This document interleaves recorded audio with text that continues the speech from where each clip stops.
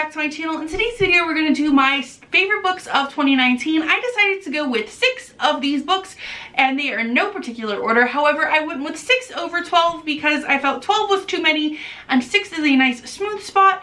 And I decided to do 6 for my least favorite as well, so be on the lookout for that.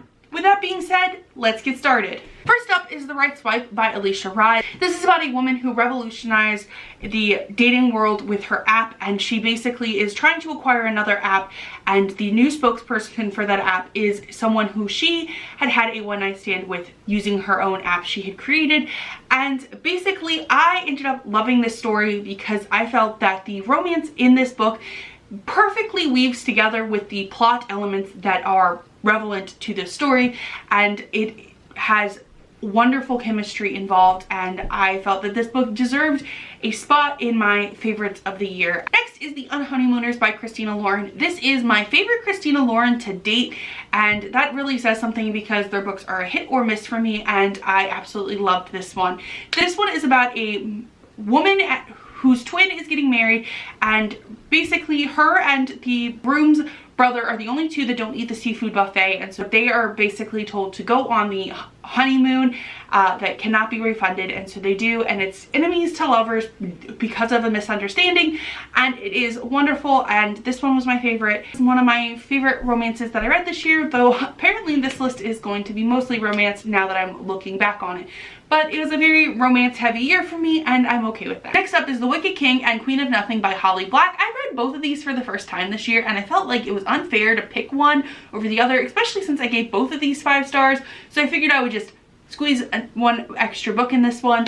And I picked this one because I love fae stories. I love the world Holly Black crafted, and quite frankly, fae stories have my heart, and so does Holly Black. So I'm giving this one a spot on my list. And next up is And Every Morning the Way Home Gets Longer and Longer by Frederick Bachman. This is about the family of an elderly man and the elderly man coming to terms with the fact that he is slowly losing his memory. It is short and quiet and very emotional, and I quite frankly was sobbing at the author's note and sobbing my whole way through this very short story, and I cannot recommend this one enough. If you don't pick up anything else in this one, it is like 97 pages. Pick this one up, please. Next up is Red, White, and Royal Blue by Casey McQuiston. This is about Alex, who is the first son of the United States, his basically enemies to lovers relationship with the Prince of Wales.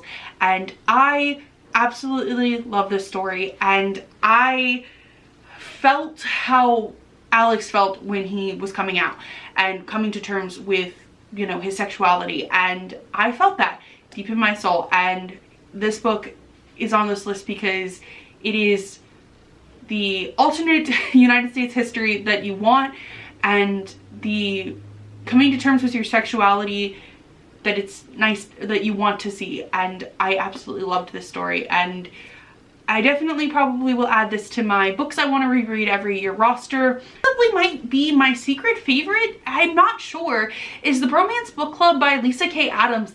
I thought that Red, White, and Royal Blue was my favorite of the year, but basically this one kind of snuck up on me. This one I had received an e-arc of, and I basically have not stopped thinking about or talking about this one since. If you ask my partner which one of these books he has any knowledge about, this one would probably be the one. This is about a man whose relationship with his wife is falling apart, and it is about how they end up staying together basically, and it involves how he reads romance novels with his, you know, it's about the romance book club that he joins with the other players on the team.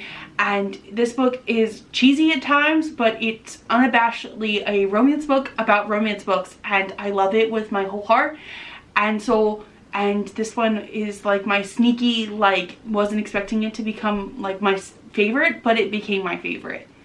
So these are some of my favorite books of 2019. Have you read any of these? Let me know what you thought about them in the comments down below. If you like what you saw here today, be sure to like and subscribe. I normally post videos on Wednesdays. Thank you so much for watching, and have a nice day.